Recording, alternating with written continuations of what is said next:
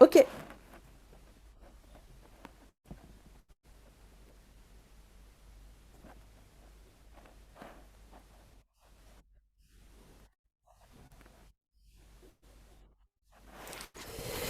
Bonjour. Je vais vous parler d'oiseaux que tout le monde connaît très bien. Ils incarnent tellement l'amour, tant ils recoulent à longueur d'année, qu'ils ont donné leur nom aux tourtereaux.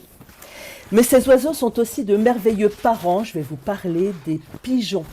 Alors pourquoi je vais vous parler des pigeons? Parce que le pigeon fait partie des très rares oiseaux à allaiter ses bébés.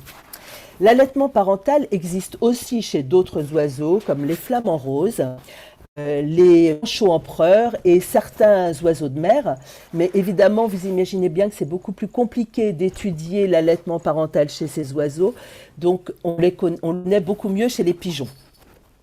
Alors, comment les pigeons, comment des oiseaux peuvent-ils allaiter leurs enfants, sachant que les oiseaux n'ont pas de mamelles, puisque les mamelles sont l'apanage des mammifères. Elles leur ont même donné leur nom, puisque mammifère, ça veut dire celui qui porte des mamelles. Alors, on va commencer par un peu d'anatomie et je vais vous montrer une première photo. Alors, hop, voilà. Est-ce que vous la voyez là? Alors, les oiseaux n'ont pas de mamelles, mais ils ont un jabot. Ce jabot, que vous voyez ici en bleu, leur sert d'habitude à stocker et à prédigérer leur nourriture. Il s'agit en fait d'une poche de l'estomac, de l'ésophage, pardon. L'ésophage, c'est le tuyau que l'on voit sur ce dessin qui relie le bec à l'estomac. Et comme les oiseaux n'ont pas de dents, ils doivent avaler leurs aliments tout ronds. Leur œsophage est donc particulier et présente deux poches. Une première poche latérale souple qui est le jabot et une seconde poche musculeuse qui est collée à l'estomac qui est le gésier. C'est dans le gésier que l'oiseau broie ses graines avec des petits cailloux qui sont stockés. Vous voyez ça ici, donc le jabot, le gésier. Mais revenons à nos pigeons. Alors, hop, excusez-moi, je ne suis pas très douée pour ce genre de choses, hein. Revenons à nos pigeons. Donc, tout d'abord, il faut savoir que les pigeons font deux petits parts couvées qui sont élevés à part égale par les deux parents. Pendant la couvaison, qui dure 18 jours chez le pigeon, les deux parents subissent transformations anatomiques qui atteignent leur paroxysme les 4 derniers jours avant l'éclosion des œufs. Les cellules de la membrane interne de leur jabot se mettent alors à gonfler pour atteindre jusqu'à 10 fois leur taille et multiplier jusqu'à 5 fois le poids de leur jabot. C'est énorme. Cette membrane épaissie se met alors à sécréter une sorte de lait qui ressemble plutôt à du fromage blanc parce que c'est assez épais. Et ce lait, on l'appelle le lait de jabot ou le lait de pigeon ou encore la pape. Enfin, le pape, la pape. Les 3 premiers jours de sa vie, le pigeonneau est exclusivement nourri de ce lait très riche en antioxydants qui stimule son système immunitaire et lui permet de doubler son poids de naissance en 48 heures de vie.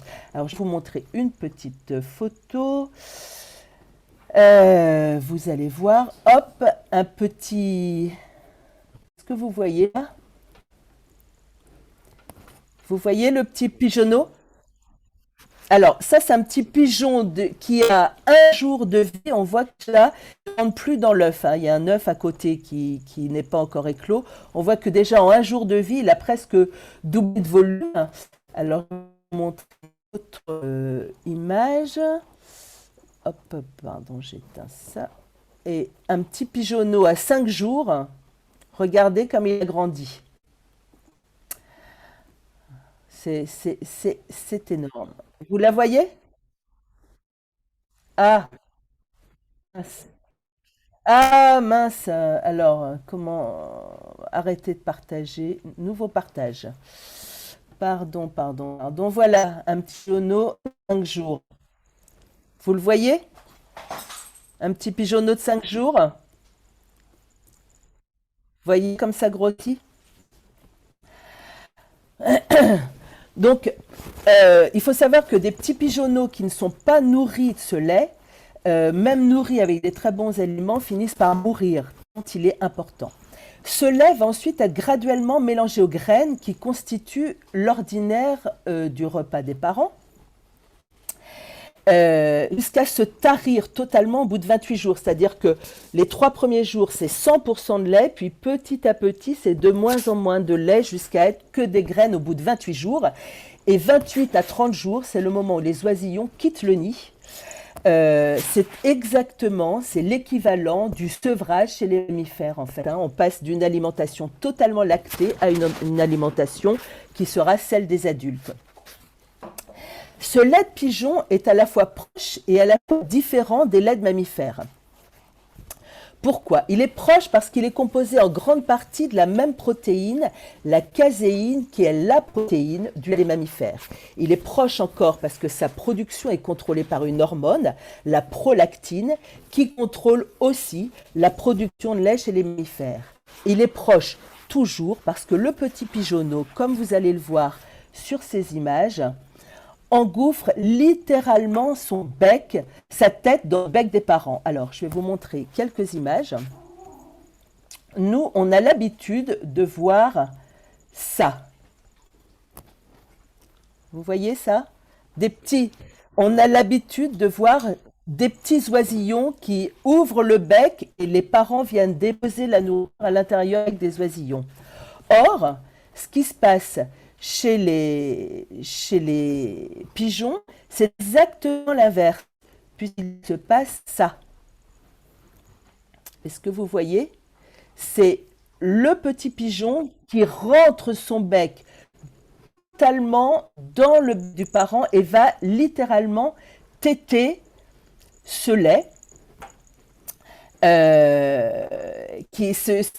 ce lait, nous, lui transmet les bactéries bénéfiques du microbiote des parents. Donc, et la dernière chose qui fait que ce lait est très proche du lait des mammifères, c'est que c'est une production d'un aliment nouveau qui est totalement créé par l'organisme des parents. C'est un aliment qui n'existe pas autrement. Mais ce lait de pigeon est aussi différent de celui des mammifères parce qu'il n'est constitué que de protéines et de lipides dont les taux évoluent avec l'âge des poussins d'ailleurs. C'est-à-dire que les taux varient, plus le petit poussin grandit, plus le taux du lait va changer.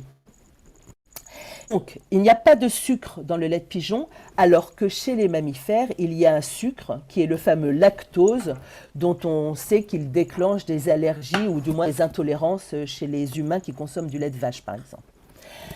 Alors ça, c'est un exemple très intéressant d'évolution analogue entre oiseaux et mammifères. Analogue parce que ce ne sont pas les mêmes organes qui sont concernés et ce n'est pas exactement le même processus, mais finalement, on arrive au même résultat, sauf que la différence, c'est que chez les pigeons, les mâles comme les femelles allaient les bébés. J'ai l'impression que nous, en tant que femelles de mammifères, on s'est fait un peu pigeonner sur ce coup-là. Voilà. Maintenant, j'écoute toutes vos questions, si vous en avez. Pas de questions? Oui? Eh bien, ouais. Sinon, je vous montre. Voilà, je vais vous montrer une image que j'ai pas eu le temps de mettre sur. Hop, vous la voyez là? Ça?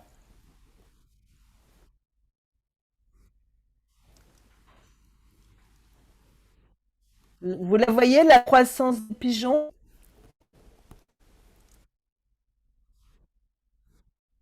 Vous voyez? Alors là, on voit les 15 premiers jours de vie de petits bonneaux. On voit que ça va à toute vitesse. Hein. Et voilà. Voilà. Pas de questions?